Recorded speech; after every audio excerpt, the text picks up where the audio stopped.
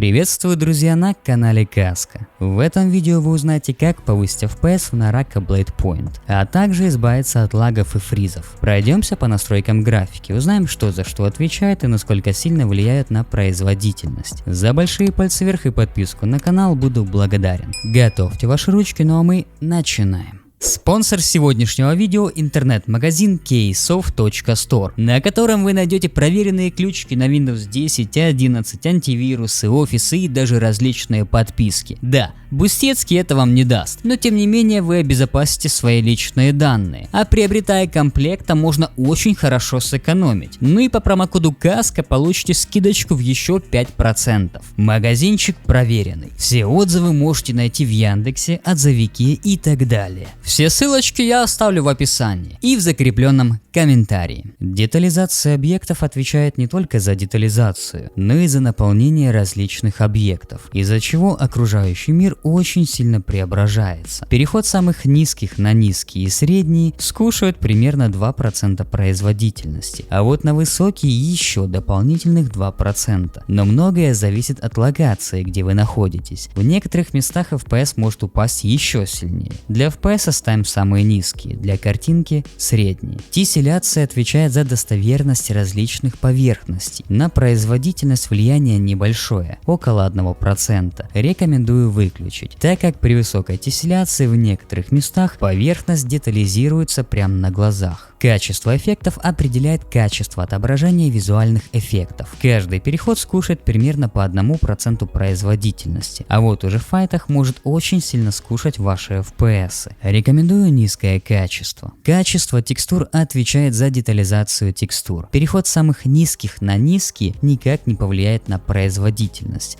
а вот уже средние и высокие по 1%. Рекомендую низкое либо среднее качество. Если у вас видеопамяти 4 ГБ и меньше, ставьте самые низкие. Качество теней отвечает за разрешение теней. Переход самых низких на низкие и средние не повлияет на FPS. Высокие и самые высокие скушают не более 2% производительности. Рекомендую среднее качество теней, а для слабых систем самые низкие. Объемное освещение определяет качество имитирования лучей. Каждый переход скушает по 2% производительности. Рекомендую низкое качество, так как визуально ничего особенного. Объемные облака повышают детализацию облаков. Визуально разница особо незаметна, но зато FPS и кушает. Переход с выкл на низкое качество скушает около 1% производительности, на средние еще плюс 2%, и самые высокие в общем чуть больше 5%. Рекомендую выключить. Фоновое затенение дает более точное затенение в областях, где объекты или поверхности соприкасаются друг с другом. На открытых локациях, где требуется не так много затенения, кушает в принципе немного, но стоит только зайти в помещение, как можем потерять более 5% производительности. Для FPS, конечно же, выключаем, но мне лично понравилось, как здесь работает затенение.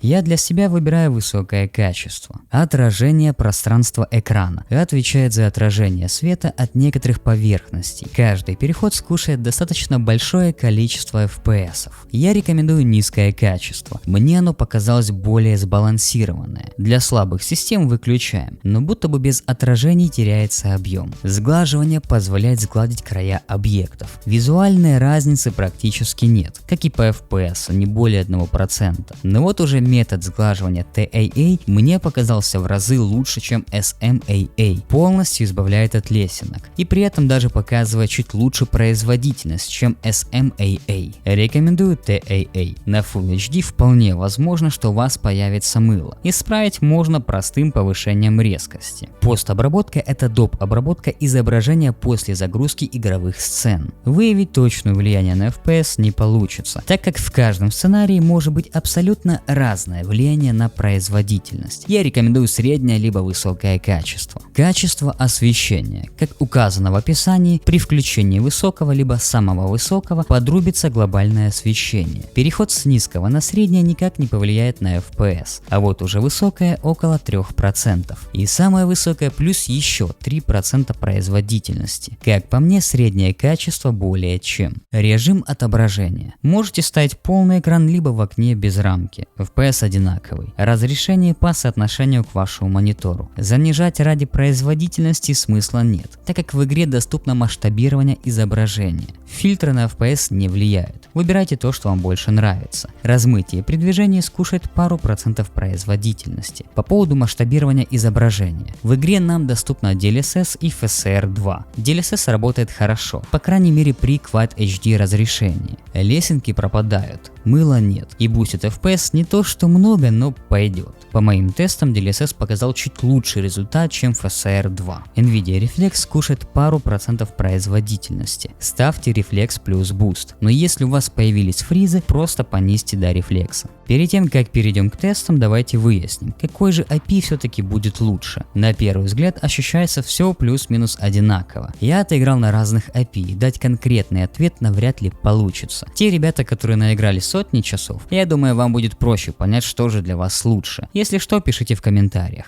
Думаю, новичкам будет полезно. Ну а теперь, собственно, давайте сравним оптимизированные настройки графики против самых высоких, без DLSS.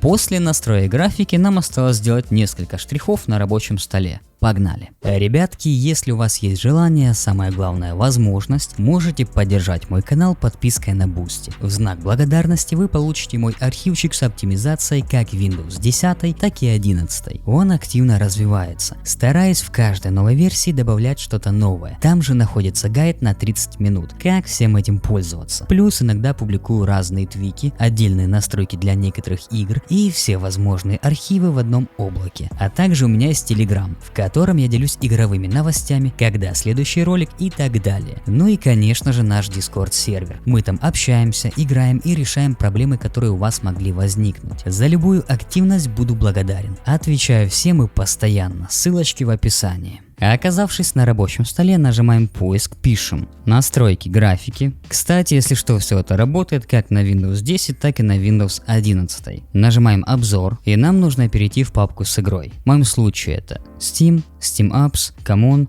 и Naraka Blade Point. И приложение Naraka Blade Point добавить. Если у вас Windows 11, то указанное приложение уже скорее всего будет добавлено автоматически. Ищем Naraka, далее параметры и ставим галочку на высокая производительность. Сохранить. Переходим на параметры графики. Если вам доступно аппаратное ускорение, тогда можете его включить. Как указано в описании, уменьшает время задержки и увеличивает производительность. Перезагружаем ПК, залетаем в игру и проверяем уже по производительности. Если вы зашли сюда и у вас уже включено аппаратное ускорение, тогда можете наоборот его отключить, перезагрузить ПК, зайти в игру и проверить. Возможно, без аппаратного ускорения у вас будет Naraka идти чуточку лучше. Если у вас 11-я винда, вам доступна оптимизация для игр в оконном режиме. Можете включить. Для видеокарт Nvidia открываем панель управления Nvidia и переходим в управление параметрами 3D. Далее программные настройки. Нажимаем вот сюда и ищем в списке Naraka Blade Point. Если здесь, допустим, ее не будет, нажимаем добавить и уже в этом списке ищем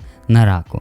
Если тоже ее здесь нет, нажимаем обзор и переходим по пути Steam Apps, Common, Naraka Blade Point и приложение Naraka Blade Point открыть. Анизотропная фильтрация. Выбираем управление от приложения. Для слабых ПК выключаем. Вертикальный синхроимпульс. Если в игре вертикальную синхронизацию вы не используете, тогда выбираем выключить. GP Rendering OpenGL. Выбираем нашу видеокарту. Vulkan OpenGL. Использовать цепочку буферов DXGI. Частота обновления вашего экрана. Высшая доступная. Режим низкой задержки. Просто вкл. Можно, конечно, выбрать и ультра, но большая вероятность того, что появятся у вас какие-то проблемы. Вылеты из игры, фризы и так далее. Но можете проверить. Режим управления электропитанием. Выбираем режим максимальной производительности. Совместимо с OpenGL. Приоритет совместимости. И в самом низу находим фильтрацию текстур качества и выбираем высокая производительность. Нажимаем «Применить». По сути, базовые настройки мы с вами сделали. Но если вам необходимо повысить FPS еще больше, качаем архивчик по ссылке в описании, у меня в телеге, либо в дискорде. Загружаем архив байкаска версия 2,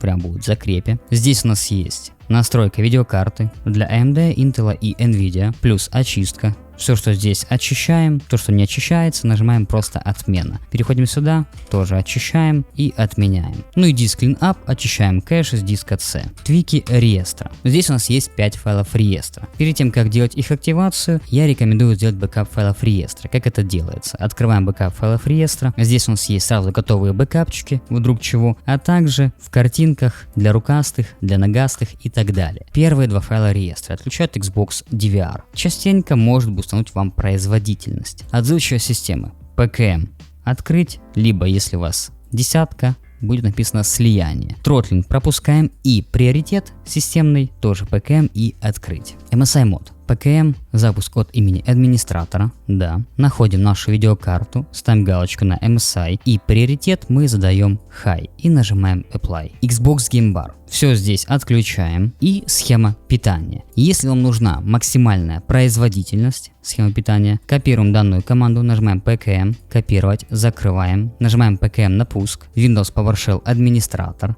Да. Нажимаем Ctrl плюс V, Enter и закрываем. Открываем ярлык схема питания, показать доп. Схемы и ставим галочку на максимальная производительность. После всех этих настроек залетаем в игру и наслаждаемся. Если не высоким FPS, то по крайней мере стабильной и плавной картинкой. Как говорится, до скорых встреч.